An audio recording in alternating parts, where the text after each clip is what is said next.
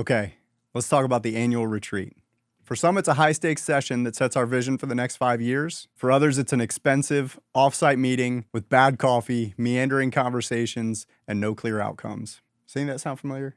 If you've ever left one of these feeling like, man, that was a waste of the very valuable time of our community's most important leaders, you're not alone. But it doesn't have to be that way.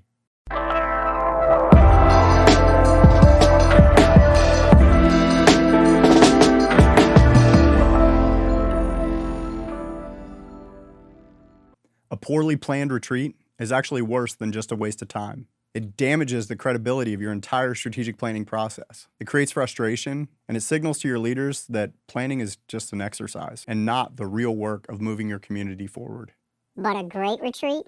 A great retreat provides the number one thing that a staff needs to be effective: a clear and unified direction from its governing body. Today, I'm going to give you a simple, step-by-step playbook for preparing for and hosting a great retreat that is focused, productive, and leaves you with the exact 2 things that you need to create a winning plan. Before you book a venue or order a single sandwich, we've got to define what a successful retreat actually looks like. For a high-level retreat with your council or board, the goal is not to create a complete strategic plan. In the simplest terms, the governing body's job is to set the vision, and the staff's job is to figure out how to get there. Therefore, we're only looking to leave the retreat with 2 things. 1, a draft of your why. This is your core beliefs as an organization. This is the gas in the tank that drives you to do the great work that you do every day. And number 2, a draft of your what's, your winning ambitions over the next 3 to 5 years. A clear and compelling, measurable vision of the future. That's it. A draft of why and what's. The how's, those come later from staff. If my experience facilitating strategic planning over the last 12 plus years has taught me anything, is that it's inevitable that folks are going to want to jump to how before first defining why and what. I've got another video on my channel that talks exactly about this. Helping the group resist this urge is going to be one of the most important jobs of the day. Having that discipline to first define why and what before we jump into how is critical. Remember the old proverb, what's the use in running if you're on the wrong road? We've got to define the road. We can run really fast on the wrong road, define our hows before our whys and whats, but it's not going to get us to where we need to get to. This retreat is about defining that road so that we can run. Flawless execution begins with meticulous preparation. Rushing this process is a very common mistake, so here's a simple timeline to keep you on track. 4 to 8 weeks out, you'll form a small planning committee of 3 to 4 people. This is also where you'll book an off-site venue that encourages creative thinking and is away from the distractions of the office. About 4 to 5 weeks out, you'll create your pre-work packet. This is really important to get your board or council to start thinking strategically before they arrive, which saves a lot of time during the retreat. Here's a few items to consider in this packet. A clear and concise summary of any current performance data. A clear summary of recent stakeholder or community feedback. I also like to include a simple SWOT analysis: strengths, weaknesses, opportunities, threats. A SWOT analysis is a really useful tool to get folks thinking about current and internal states with strengths and weaknesses, and then also external and future states with opportunities and threats.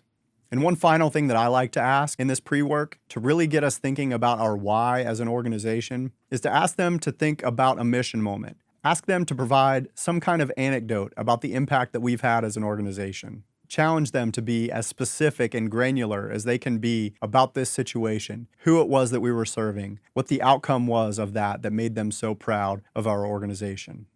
In doing this, we get a really great head start in understanding our core beliefs and our purpose as an organization. 2 to 3 weeks out, you'll send out the detailed invitations, the pre-work packet, and a very clear timeline on when you want them to return that pre-work packet. I would suggest no less than a week so that you have time to gather that feedback to be able to present it back to them in a coherent way that gives you a head start in your retreat. 1 week out, your planning team does a full run-through of the entire agenda. You'll work to anticipate potential challenges. You'll finalize who is facilitating which parts, who is playing what role, and make sure that all of your materials are ready to go. If you do all of these things, by the time the day of your retreat arrives, you won't be scrambling. You'll be prepared, confident, and ready to lead a powerful conversation. Remember, the goal of the day is not to solve every problem that exists within our organization or our community. It's to get clarity on those 2 most important questions: why and what. Why do we exist? Define those core beliefs in our culture as an organization. And what are our winning ambitions over the next 3 to 5 years? If you can walk out of that room with draft answers to just those 2 questions, you've achieved a massive victory. You've established a clear mandate from your leadership that will empower your staff to go and create the hows to get there. This level of preparation is what separates a pointless getaway from a transformative retreat. If you're ready to learn about taking the next step in this process, go to citywide.com and download our free paper. And if you're thinking about leading or facilitating one of these retreats, go to citywide.com and take our free facilitation skills assessment. This free and quick questionnaire assesses along 6 critical skills for great facilitation. And based upon your answers, this questionnaire is going to assign you a facilitation archetype.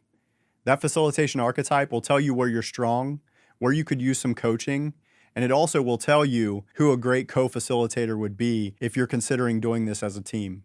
Prepare with purpose, and you'll leave with a plan. If you enjoy this content, please subscribe or visit citywide.com. Thank you so much for watching. We'll see you on the next one.